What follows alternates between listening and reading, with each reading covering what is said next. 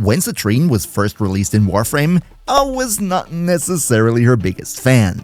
A take that aged like milk and that I'm not too proud of. In fact, Citrine in 2025 is the best that she has ever been. So strong even that she completely destroys Steel Path with just one single mod installed. Yes, that's right, the gameplay that you're seeing right here is with this build. So, after a huge shout out to all our generous channel members who helped me keep the lights on, let's talk about Citrine in 2025 so I can right my wrongs. First of all, let's start talking about where you can actually get her, which, by the way, probably you should.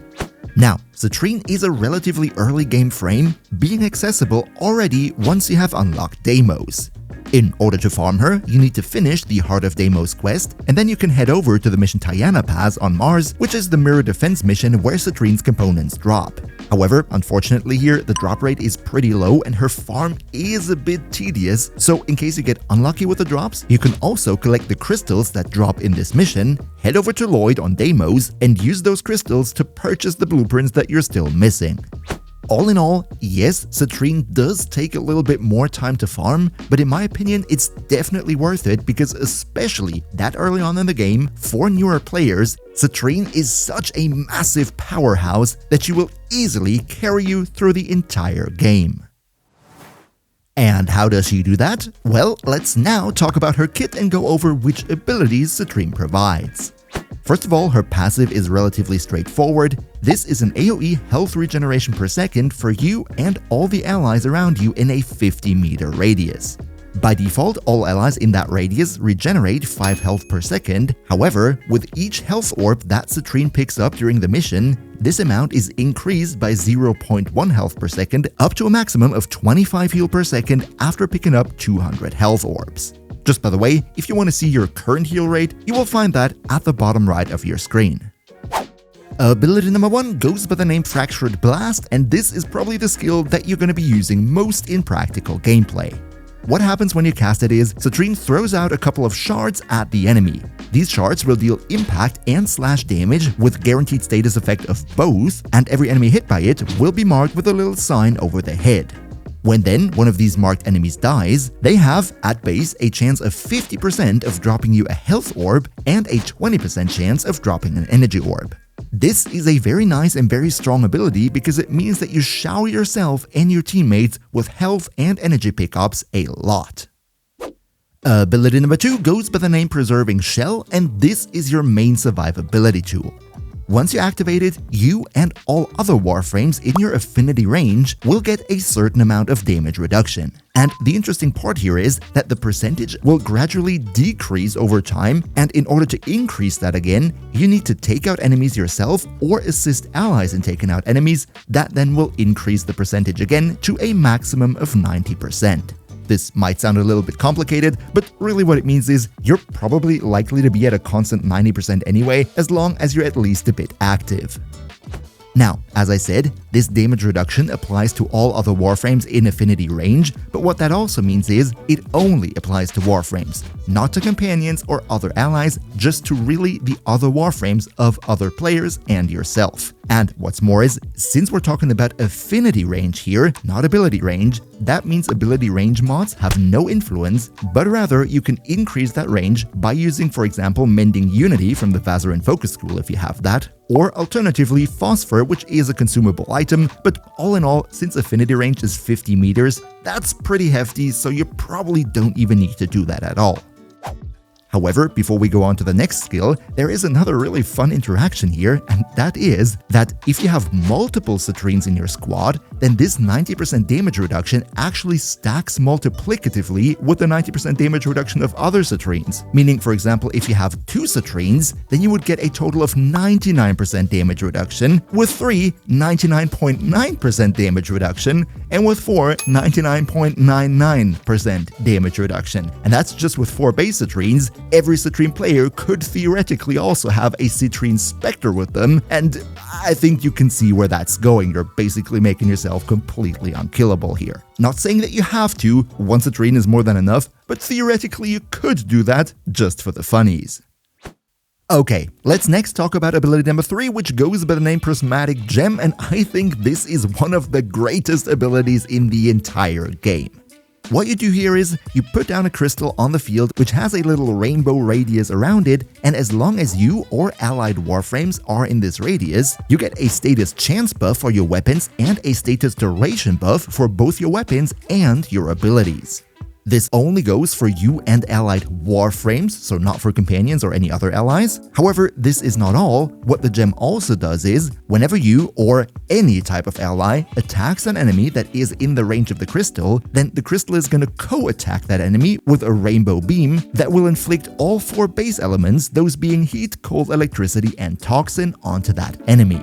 This, all in all, is really good for status priming, especially when you use condition overload type mods on your weapons that helps them deal a lot more damage. But this skill also has a nice synergy with your first ability, because in contrast to weapon attacks, if you use your first ability to throw those shards at enemies inside the radius of the crystal, then the crystal is not only going to co-attack that one enemy that you're hitting, but it's going to attack all the enemies that your shards hit. This then will allow you to spread a whole ton of status across a wide range of enemies, which is very helpful. And what's more here is, just like the previous skill, this one also has a nice little secret interaction with other Citrines, because the status chance and status duration buff that it gives you and allied warframes in the radius, that also stacks if multiple Citrines are in the squad and all throw their crystals in the same spot, so you have overlapping auras, and that will then lead to some very heavy buff stacking. And last but not least, we have her 4th ability, Crystallize, which helps you deal a lot of big red numbers. What happens here is, when you cast the skill, you smash the ground in front of you, and then enemies on screen will be crystallized, turning them immobile, and they also grow crystals out of parts of their body.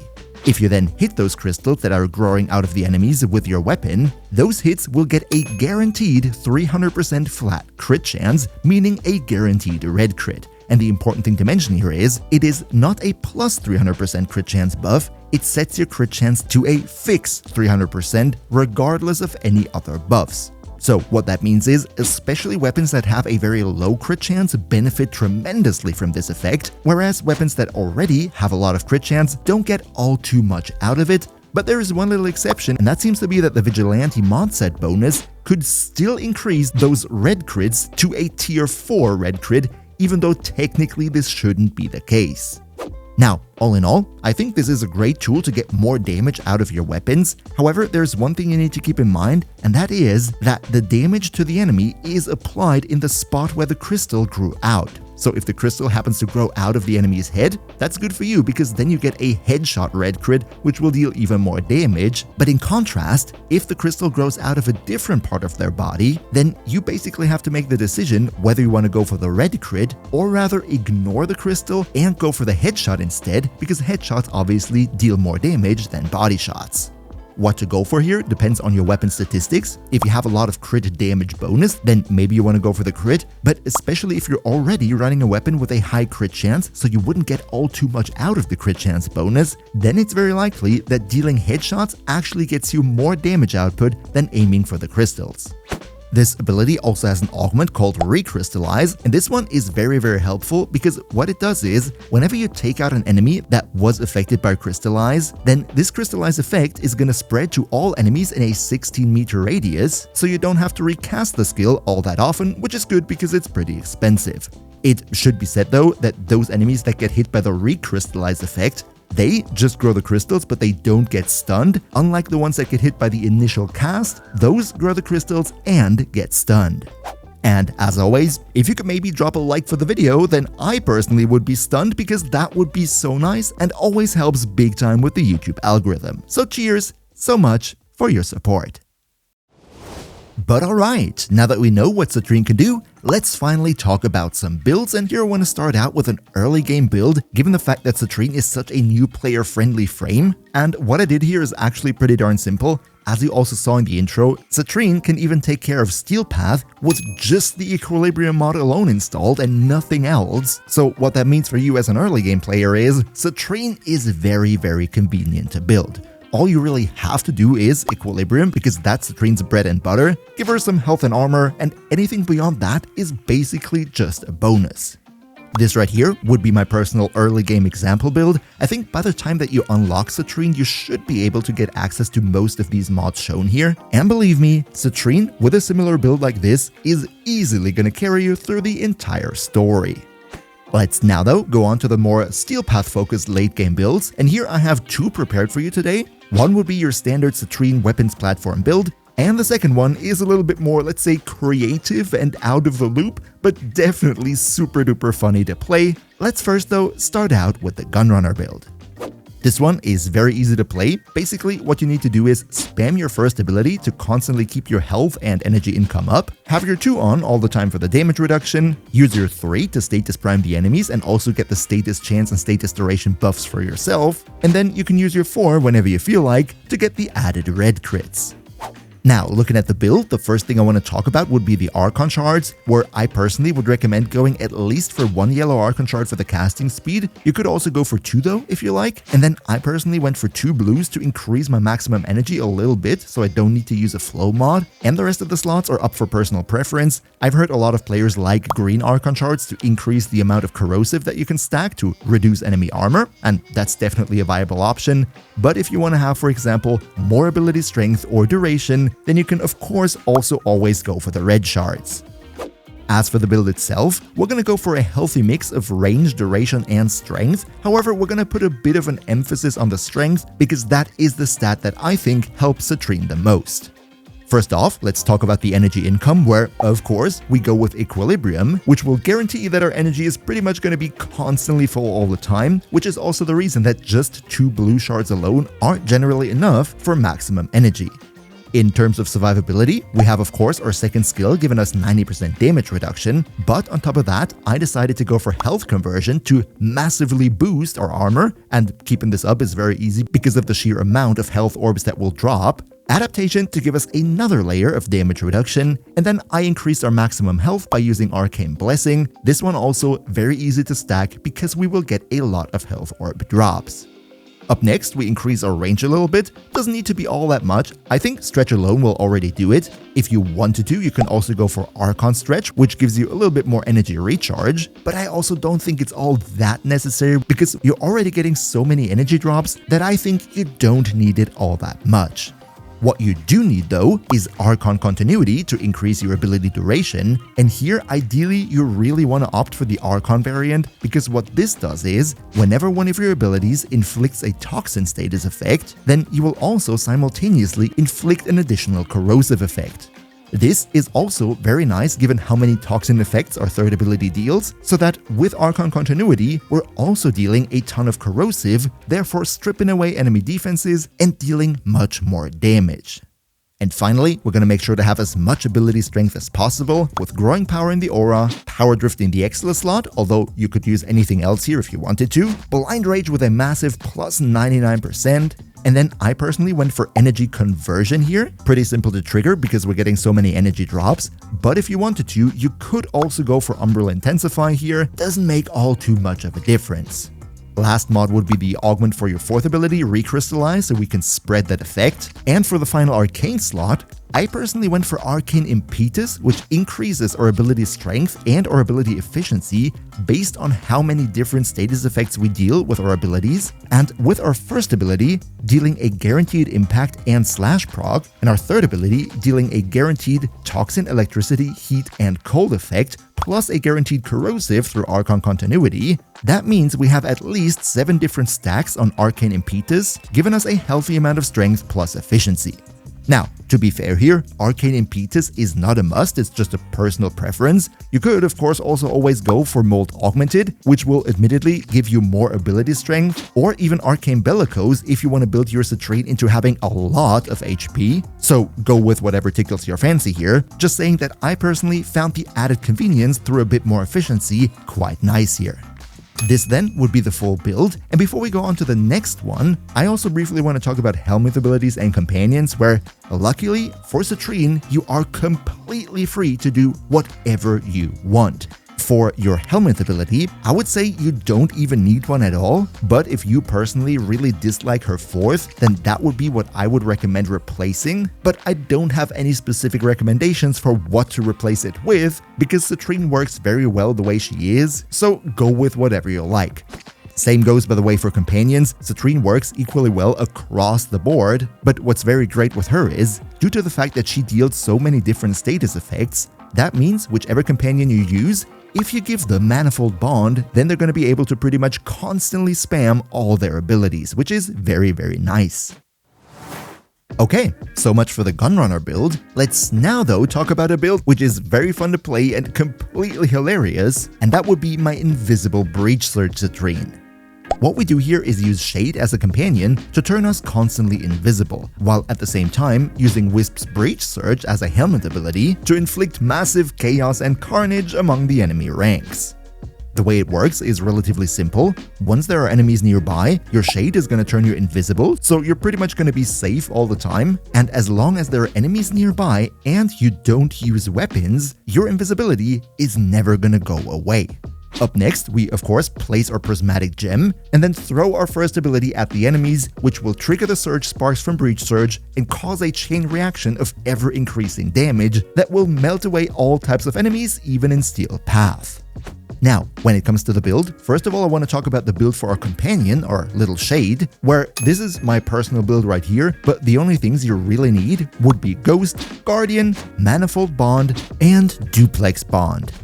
And then when it comes to the build, we again focus on a healthy mix of strength, range, and duration, although here we need a little bit more range than on the last build by using both Archon Stretch as well as Augur Reach. Our energy is going to come through Equilibrium again, our duration from Archon Continuity. For the survivability, we will completely rely on just being invisible, therefore Rolling Guard is the only mod that I use to make up for that occasional oopsie, and the rest is all for strength. Again, we go for Blind Rage, but this time Precision Intensify, because we infuse our Breach Surge in the 4th slot, therefore it perfectly synergizes with Precision Intensify. Again, either Energy Conversion or Umbral Intensify, Power Drift in the Exiles, and Growing Power in the Aura. Now, you might be wondering, how are we going to trigger Growing Power if we're not going to use our weapons at all? I mean, after all, it says increases ability strength when dealing status effects with weapons, but apparently the duplicates from your companion that you gain through Duplex Bond are actually able to trigger your Growing Power, meaning even though you plus your personal Shade will be constantly invisible and not attacking enemies with weapons, your Shade's clones shooting at enemies will be more than enough. I again went with Arcane Impetus, which very much helps to support this ability spammy playstyle through the added efficiency, but if you wanted to, of course, you could go for Bellicose or Mold Augmented, because what's much more important here is the second Arcane, and that would be Arcane Crepuscular. This one makes this build so much stronger that it basically elevates the damage output to a whole new level. See, the majority of damage that we're dealing here will come from the Surge Sparks from Breach Surge. And the fun thing about Breach Surge is that the Breach Surge hits are guaranteed yellow crits with a crit damage multiplier of 1.5 that cannot be altered by mods.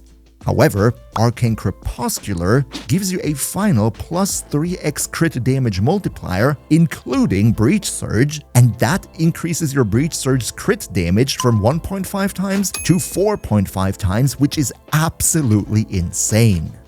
This right here then would be the full build. Definitely nothing necessarily meta, but in my opinion it's just super duper funny to constantly be invisible while your Surge Sparks are flying all over the place, taking out enemies left and right, and you're just standing there essentially doing nothing at all. Just one additional quick tip here, if you were to use a companion weapon on your Shade that can have more than 50% crit chance, you could also go for Tenacious Bond on your Shade, which would further increase your crit damage multiplier on Breach Surge from 4.5 to 5.7 times, making it even stronger. But I personally find it more convenient to go for the Tazikor, which will allow your Shade's clones to target multiple enemies at the same time, therefore triggering your Prismatic gem all the time and causing even more Surge Sparks to appear. That would not be as easy and convenient with other Sentinel weapons, but the choice here is absolutely yours. And if you now still believe that Harrow might be more for you than Citrine, then definitely also check out my Harrow guide right here next. Another massive shout out to Niels V, Demon Lord Zell, Demon Emperor, Emperor Prime, Nost Linux Gaming, Turtlepeer, Lycon Shepherd, Ondakanio2, Pepperwolf, Mihawky, Yagis, OK Hunter, and all other generous channel members for your continuous support. We see each other, hopefully in the next one, and until then, as always, good loot.